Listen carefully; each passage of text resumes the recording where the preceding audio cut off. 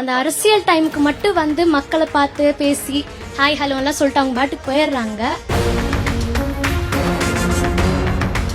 நாம மாறினாதான் எல்லாருமே குறைகள் மட்டுமே சொல்றீங்களே தவிர யாரும் முன் வந்து அதை செய்ய மாட்டீங்க.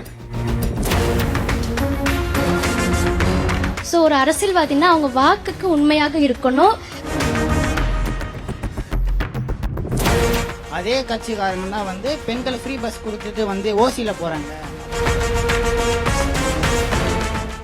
ஒரு அரசியல் கட்சி தலைவரிடம் நீங்கள் எதிர்பார்க்கும் குணம் என்ன? ஒரு அரசியல்வாதினா இப்படி இருக்கணும் சார், இதுதான் சார் குணம், இந்த கேட்டகரி இருக்கக்கூடியவர் தான் தலைவரா வரணும் சார் அப்படின்னா என்ன சொல்வீங்க? இந்த குணம்லாம் இருக்கணும். நான் பிகாம்ல இருந்து வரேன். என் பேரு வினித். இப்போ கவர்மெண்ட் வந்து 5000 பெண்களுக்கு எல்லாம் கொடுத்தாங்க. அதனால பெண்களுக்கு நிறைய யூஸ்ஃபுல் ஆயிடுச்சு. அதே இந்த 5000 ரூபாய் உலகத்துக்கு தமிழ்நாட்டில் எவ்வளவு பேர் கொடுத்துருப்பாங்க, அது டபுள் ஆக்குனா கோடி கணக்கில் வருது. அது வந்து நீங்க அந்த கோடி கணக்கில் ஒரு டைம் தான் கொடுக்குறீங்க 5000. அது வந்து நீங்க ஹாஸ்பிட்டலோ இல்ல எம்ப்ளாய்மெண்ட்டோ ஏதாச்சும் ஒர்க்கு கம்பெனில கட்டினீங்கன்னா எம்ப்ளாய்மெண்ட் ஆகும். அந்த எம்ப்ளாய்மெண்ட்னால வந்து நீங்க ஒரு டைம் கொடுக்கறது வந்து நாங்க மாசம் மாசம் சேலரி எடுத்துப்போம். அதனால வந்து எங்களுக்கு பிளஸ்.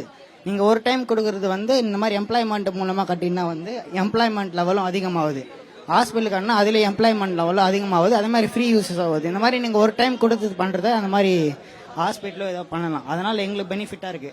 அதே மாதிரி வந்து பெண்களுக்காக ஃப்ரீ பஸ் கொடுத்தேன்னு சொன்னாங்க. அதே பெண்களுக்காக ஃப்ரீ பஸ் கொடுத்தது வந்து பெண்களுக்கு யூஸ்ஃபுல்லா இருந்துச்சு. அதே கட்சிக்காரங்க தான் வந்து பெண்கள் ஃப்ரீ பஸ் கொடுத்துட்டு வந்து ஓசியில போறாங்க அப்படின்னு அதே கட்சியா சொன்னாங்க. அதே கட்சி அவங்களே கொடுத்துட்டு அவங்களே சொல்லிக்கிறது அப்பயே கொடுக்கணும். அதற்கான கண்டனங்கள் கட்சியுடைய தலைமையில இருந்து அரசுல இருந்து கொடுக்கப்பட்டிருக்கு. அதுக்குள்ள நம்ம இப்ப வேணா உங்களுடைய கோரிக்கைகள் நாங்க பாத்துக்கிறோம். அதாவது நீங்க கொடுக்கக்கூடிய அமௌண்ட்டை வேலை வாய்ப்புகள் மற்ற விஷயத்துல இன்வெஸ்ட் பண்ணா நல்ல யூஸ்ஃபுல்லா இருக்கும்னு சொல்றாங்க. சோ இந்த கருத்து எங்க சைடுல இருக்கு. கேர்ள்ஸ் என்ன சொல்றாங்க கேட்கலாம். கேர்ள்ஸுமே நிறைய விஷயங்களோட தயாரா இருக்காங்க. இப்ப ஒருத்தவங்க, என் பேரு பிரைசி ஆண்டனி. இப்போ அரசியல்ல வந்து இப்ப நம்ம பேசுற ஒரு வார்த்தை எல்லாமே உண்மையாக இருக்கணும்.